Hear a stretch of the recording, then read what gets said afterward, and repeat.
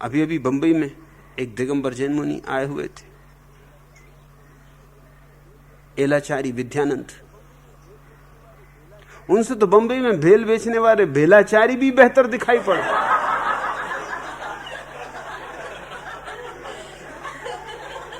उनके चेहरे पे भी थोड़ी रौनक, थोड़ा रंग, थोड़ी आभा। मगर दिगंबर जैनों को लगेगा कि आह, कैसा कुंदन जैसा रूप, स्वर्ण जैसा रूप। उनके मैंने अखबारों में चित्र देखे, जितने चित्र देखे सभी में वो अब नंग धड़ंग बैठे।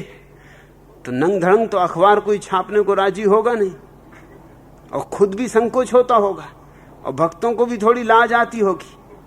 तो सब अखबारों में जो उनके फोटो छपे हैं उसमें एक बहुत बड़ा ग्रंथ अपने घुटनों पर रखे हुए बैठे, जिसमें कि उनका नंग धड़ंगपन ना दिखाई पड़े। तो भैया मेरे, एक लंगोटी पहन लेते उसमें क्या हर्ज जाता? इतना बड़ा ग्रंथ, इससे लंगोट हल्का होता है।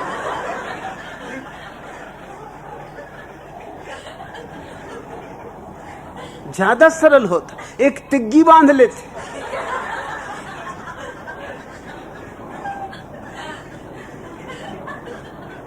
इतना बड़ा ग्रंथ लिए बैठे हो,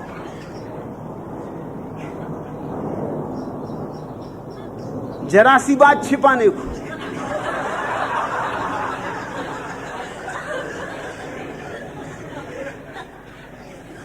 मगर जो हमारी धारणा हो वहां हमें कुछ नहीं गड़बड़ दिखाई पड़ती।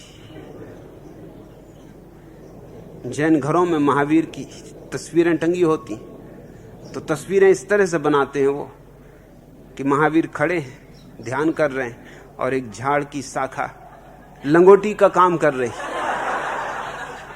क्यों सता रहे बेचारों को?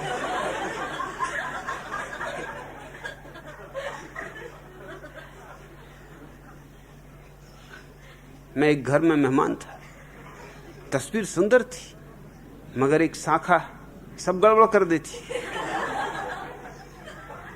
और घने पत्ते उसमें उगे हुए, तो महावीर की नग्नता छिप जाती। मैंने उनसे पूछा कि एक बात पूछो, पतझड़ के दिनों में क्या करते हो? उनका मतलब जब ये पत्ते गिर जाते होंगे फिर?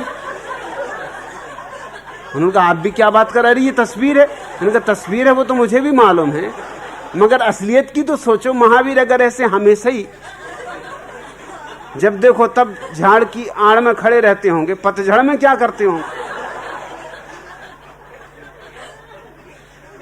और कहीं आते जाते थे कि नहीं?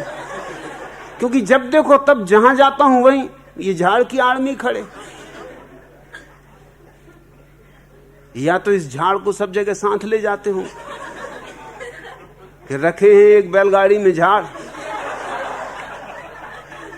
तो असली जीवन ना हुआ, वो तो ऐसे हुआ जैसे कि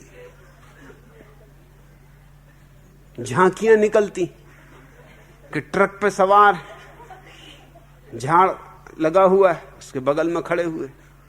इतना उपद्रव, एक जरा सी हनुमान जी की लंगोटी, लाल लंगोटी से काम पूरा हो जाता।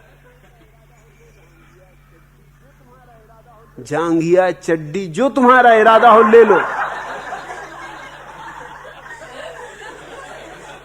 मगर जो हमारी धारणा है वो हमें नहीं दिखाई पड़ती। हम अपनी धारणाओं के प्रति अंधे होते।